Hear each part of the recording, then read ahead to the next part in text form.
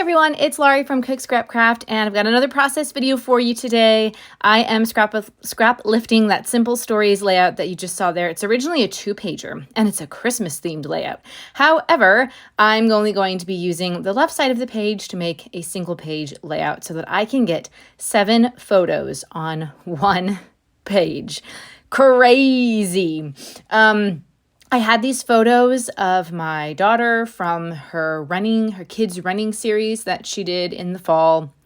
And I wanted to put them all together, but I didn't really have enough papers to do a 2-pager. So I just went in my scrapbook/cards Pinterest board and I saw this design. It's something that I think if you buy the Simple Stories, whatever products were shown there, it was like the Element kit or something. If you bought that kit, those were suggestions that you found on like the back of the package or something. So, you can do whatever you want with it. You don't have to do those if you buy that product, but I liked it. I just like the design because, again, it's getting a lot of photos onto one page. So I'm taking 6 of my photos because the first step is to create the grid portion of the design. So there are 6 photos in a grid, and I'm cutting my photos down to 3x3. I think 4x4 might be a little too big, but obviously you could try that if you like that better. Cut them down to 4x4. If you think it's too big, then cut them down to 3x3. If you have a lot of pictures, you could even do 2x2, or obviously you could do like a 2.5 by 2.5, just as long as the measurements you're choosing are equal on all sides, because they've got to be squares. And squares is something my child is learning about in first grade math. So vertices and what's the other thing? The lines. I can't think of what it's called now. Obviously, because I do not remember learning that stuff in first grade math. I remember like telling time, reading a clock. But, how many rhombuses can you fit inside this shape? I don't know. Who cares? Is that something you really need to know to succeed in life? I digress.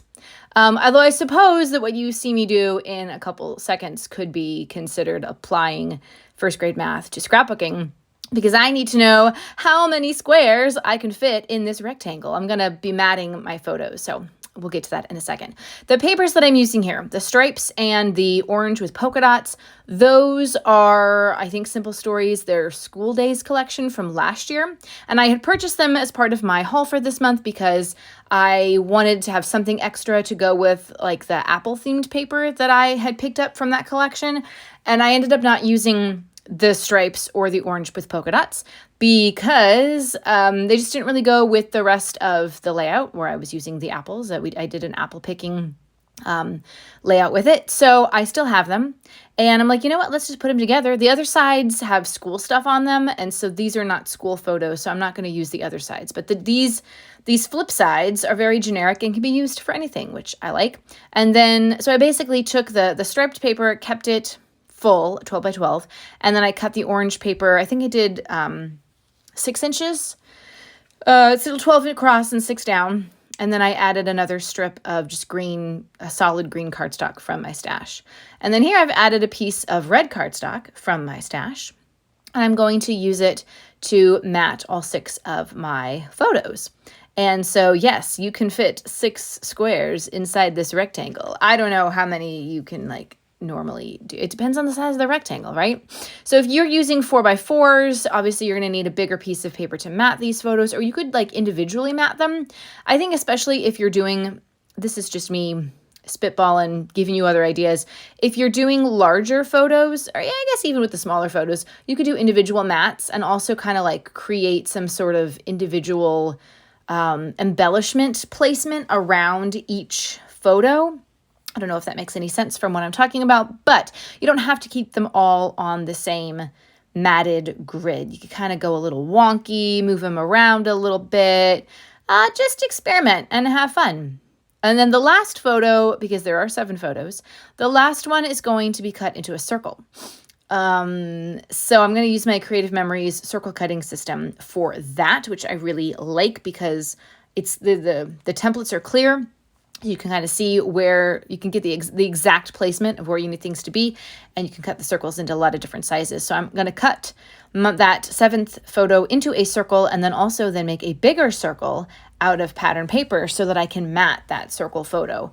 And then that just helps it, kind of stand out a little bit more from the pattern papers down there at the bottom. So here's the circle cutting system. I also have an oval one, which I may have talked about. I don't think I've even used the oval one once. So either I need to break it out on a layout, or I need to just get rid of it. Right? Anybody want a Creative Memories oval cutting system? I can't give you the mat because I need the mat that's below there. That's the cutting mat. So you have to have the cutting mat, and I don't want to give up any of the blades because I like having extra blades. I have lots of extra blades thanks to my mom. I don't know why she had so many blades, but I might have to break out the oval one and just see what I can figure out. I think ovals are kind of a weird shape. I used to have old school, probably Creative Memories or maybe Creating Keepsakes, old school shape templates that you would trace by hand and then cut out by hand. And there were several oval ones. So back in the day, I did a lot of ovals and hearts and stars and circles. But today, I don't know, ovals just don't do it for me. I like things to be even. I like squares. I like circles, right? Hexagons, those are kind of even. You can split those in half. Yeah, I just like even things. So I don't know. We'll see what happens. I need to do a series of me using random tools that I don't know how to use, and that could be one of them. So I don't know. Stay tuned. If you are subscribed to the channel, thanks so much for doing so and watching this video all the way to the end. And you're getting notifications in your subscriptions whenever my process videos go live. If you haven't subscribed, maybe you're new to the channel, this is the first video you're watching. I hope you're enjoying it and that it is giving you some inspiration, and that you give it a thumbs up and you consider subscribing to the channel so you don't miss out on other process videos. There's always a process video every Tuesday, and then I have other videos that go live throughout the month depending on what challenges I'm participating in. I do layout shares and scrapbook hauls so you get to see what products I'm going to be working with for the month. And then I do a lot of other stuff, whatever I feel like doing, right? So the title of this is using some American Crafts thickers. They're chipboard thickers. And I'm spelling my daughter's name wrong. I only picked the name. It's hard going backwards. I don't spell very well backwards, all right? So don't make fun of me. But the title is going to be Run, Daphne, Run, because this is a running series, and obviously it's very Forrest Gump, right? Run, Forrest, run. Don't even get me started doing Forrest Gump quotes. Okay, so I've got the title down, and now I had to go through my stash to find some embellishments that might work, since I didn't have anything that was specifically, running, or I didn't have any other elements that were a match or that went with I didn't have anything. All right. Let's just say I didn't have anything. So I went through my stash and I found some Obed Marshall pieces that I could, do some tucking with. They were kind of fit the right color scheme. I found some of those phrase stickers from the Coco Vanilla Studio You Rock collection. And while it is a boy themed collection, you've seen me use it before. I have found many uses for it that have nothing to do with boys. All right. Forget about the boys. I can use them for girl stuff. So that's what I'm going to do eventually as I'm sticking other pieces down. That's an Amy Tangerine cut apart journaling spot. That was also part of this month's haul, I believe. I had a little gold medal sticker from a soccer collection. So I threw that in there because at the end of this kids running series, all the kids get a medal. So my daughter did the spring and fall, so she has 2 medals. She did not want to do it this spring, which is probably for the best because she cracked her wrist bone falling out of her teacher's chair at school. And so she hasn't been able to do physical activity for a couple weeks. And so I'm glad I didn't pay money for an activity or a sport, right? Because that would be money wasted. I'm adding in a couple little triangular pieces, confetti pieces that I got from Michael's last year, probably. I'm just looking for ways to use them up. I've got squares and circles on this layout. Why not do some triangles as well? Those are kind of filling in the spaces, acting as enamel dots, even though they're enamel triangles.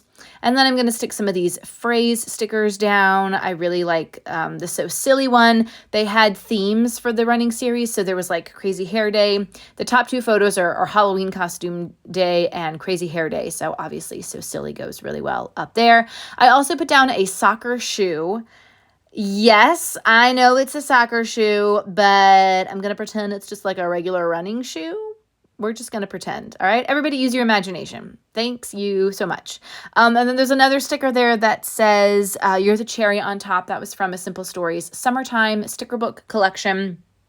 I actually don't know where I put that sticker book. Oh, I think I accidentally put it in with my alphas. I need to go rescue that and divvy up those embellishments because I'm moving on. I'm getting ready for next month's scrapbooking. I've got the products. I've got the haul video done. So if you'd want to see what I'm going to be working with next month, during June, make sure you're subscribed to the channel because I'm really excited about that. Like, for the first time in a long time, my desk is super clear right now.